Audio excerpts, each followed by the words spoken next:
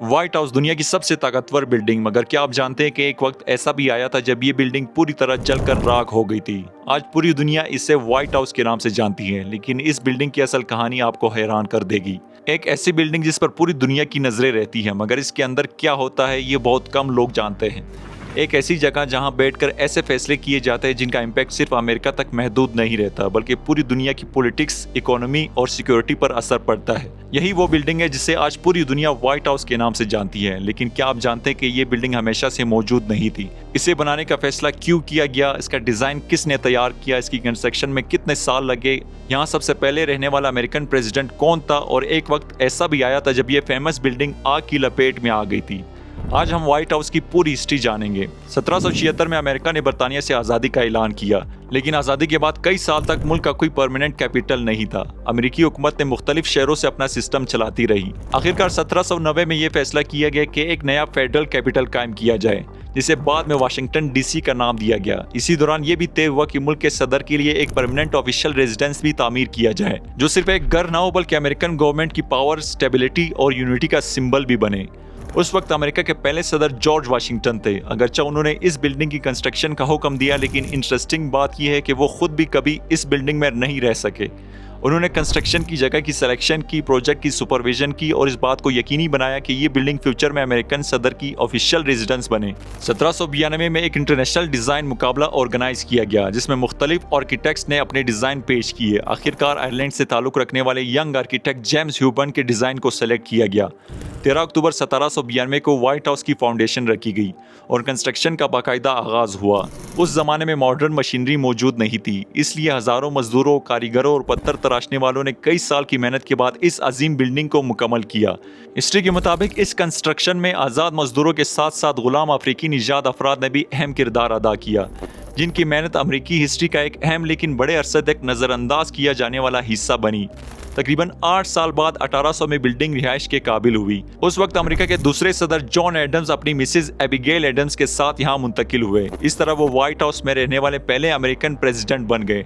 ताहम उस वक्त बिल्डिंग मुकम्मल तौर पर तैयार नहीं थी। कई कमरों की सजावट और इंटीरियर का काम अभी भी बाकी था, लेकिन इसके बावजूद प्रेसिडेंशियल रेजिडेंस का आगाज हो चुका था। शुरू के सालों में इस बिल्डिंग को मुख्तलिफ नामों से पुकारा जाता था, जैसे प्रेसिडेंट्स हाउस, प्रेसिडेंशियल मैंशन और एग्जीक्यूटिव मैंशन। व्हाइट हाउस का नाम अगरचे अवाम में पहले से मशहूर हो चुका था, लेकिन इसे ऑफिशियली 1901 में सदर थियोडोर रूज़वेल्ट ने इख्तियार किया। इसके बाद से यही नाम पूरी दुनिया में इस्तेमाल होने लगा। व्हाइट हाउस की हिस्ट्री का सबसे खतरनाक लम्हा 1814 में आया। उस वक्त अमेरिका और बरतानिया के दरमियान 1812 की जंग जारी थी। बरतानवी फौज वाशिंगटन डीसी पहुंच गई थी और उन्होंने कई सरकारी बिल्डिंग्स के साथ व्हाइट हाउस को भी आग लगा दी। आग ने बिल्डिंग के मुख्तलिफ हिस्से को तबाह कर दिया। सिर्फ बाहरी पथरीली दीवारें किसी हद तक महफूज रह सकी। बाद में इन्हीं दीवारों पर सफ़ेद रंग किया गया ताकि आग से पड़ने वाले निशानात छुपाए जा सके। अगरचे ये बात काफ़ी मशहूर है, लेकिन हकीकत ये है कि बिल्डिंग को सफ़ेद रंग इस वाक़े से पहले भी किया जाता था ताकि इसके पत्थरों को मौसम के असरात से महफूज रखा जा सके। जंग खत्म होने के बाद दोबारा जेम्स ह्यूबर्न को ही बिल्डिंग की रिस्टोरेशन का काम सौंपा गया। कई साल की मेहनत के बाद व्हाइट हाउस एक बार फिर अपनी शान में वापस आ गया और अमरीकी सदर दोबारा यहाँ मुंतकिल हो गए।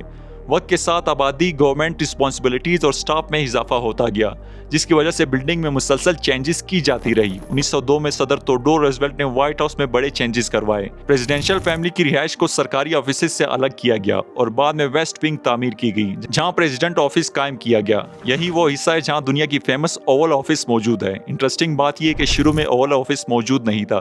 मौजूदा शक्ल में इसे 1934 में सदर फ्रैंकलिन डी रूज़वेल्ट के दौर में तामीर किया गया और तब से तकरीबन हर अमरीकी सदर ने यहीं बैठकर अपने अहम डिसीजंस किए हैं। सेकेंड वर्ल्ड वॉर के दौरान ग्लोबल सिचुएशन मजीद कॉम्प्लिकेटेड हो गई थी, इसीलिए व्हाइट हाउस के अंदर modern communication system, security system और सीक्रेट मीटिंग्स के लिए स्पेशल फैसिलिटीज बनाई गई और बाद में सिचुएशन रूम भी कायम किया गया, जहां नेशनल सिक्योरिटी से मुतालिक अहम मीटिंग्स होती है। यही वो कमरा है जहां अमरीकी फौजी ऑपरेशंस, दहशतगर्दी के खिलाफ कार्रवाइयां और इमरजेंसी सूरत हाल की निगरानी की जाती है। इसी जगह बैठकर प्रेसिडेंट ओबामा ने उसामा बिन लादेन के खिलाफ ऑपरेशन की लाइव मॉनिटरिंग की। 1948 में एक नई मुश्किल सामने आई। इंजीनियर्स ने दरियाफ्त किया कि व्हाइट हाउस का अंदरूनी स्ट्रक्चर कमजोर हो चुका है और बिल्डिंग किसी भी वक्त खतरनाक साबित हो सकती है। सदर हैरी ट्रूमैन के दौर में एक यूनिक डिसीजन किया गया। बैरूनी दीवारों को महफूज रखते हुए तकरीबन पूरा इंटरनल हिस्सा गिरा दिया गया और स्टील के मजबूत स्ट्रक्चर के साथ दोबारा तामीर किया गया।